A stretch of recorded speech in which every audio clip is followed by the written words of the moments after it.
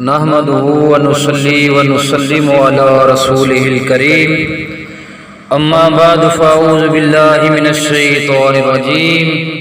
بسم الله الرحمن الرحيم يا أيها الذين آمنوا كتب عليكم الصيام كما كتب على الذين من قبلكم لعلكم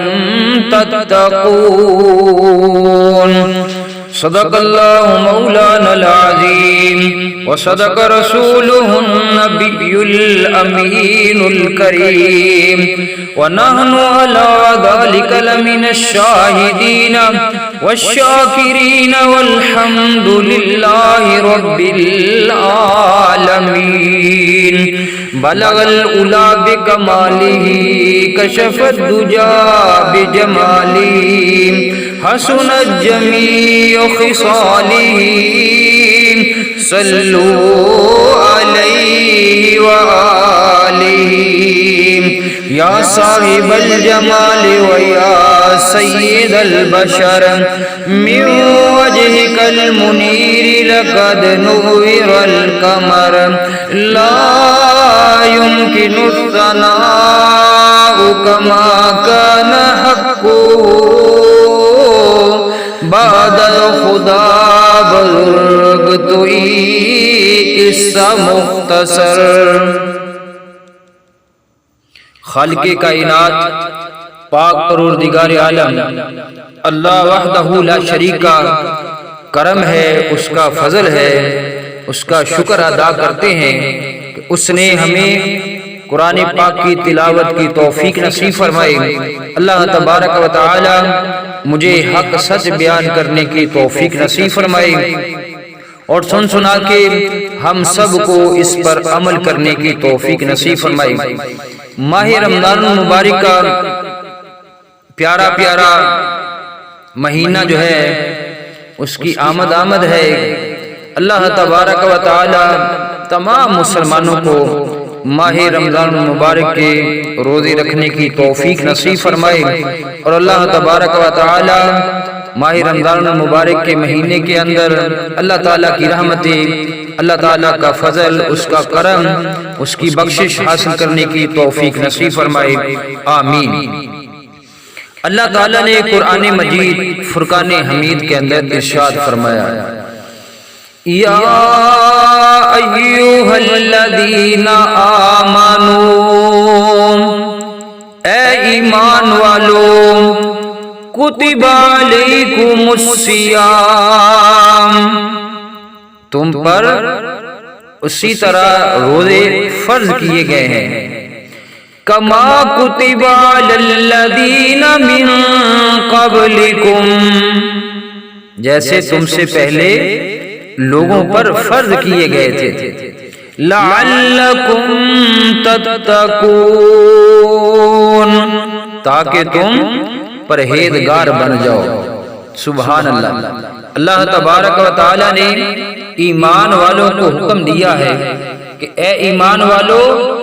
تم پر روزے اسی طرح فرض کیے گئے ہیں جس طرح تم سے پہلے جو مسلمان تھے، اللہ تبارک و تعالی کی عبادت کرنے والے تھے، ان پر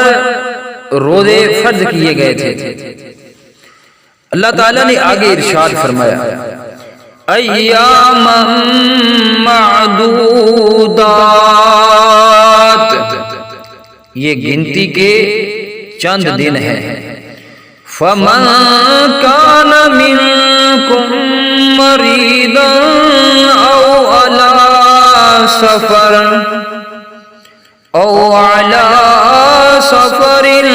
فعدۃ من ایام اخر، پس اگر تم میں سے کوئی بیمار ہو یا سفر پر ہو تو دوسرے دنوں کے روزوں سے گنتی پوری کر لے، اور جنہیں اس کی طاقت نہ ہو ان کے ذمہ کیا ہے؟ وعلى الذين يطيقونه فدية طعام مسکین، تو ان کے ذمے ایک مسکین کے کھانے کا بدلہ ہے، پھر جو کوئی اپنی خوشی سے زیادہ نیکی کرے۔ فَمَن تَطَوَّعَ خَيْرًا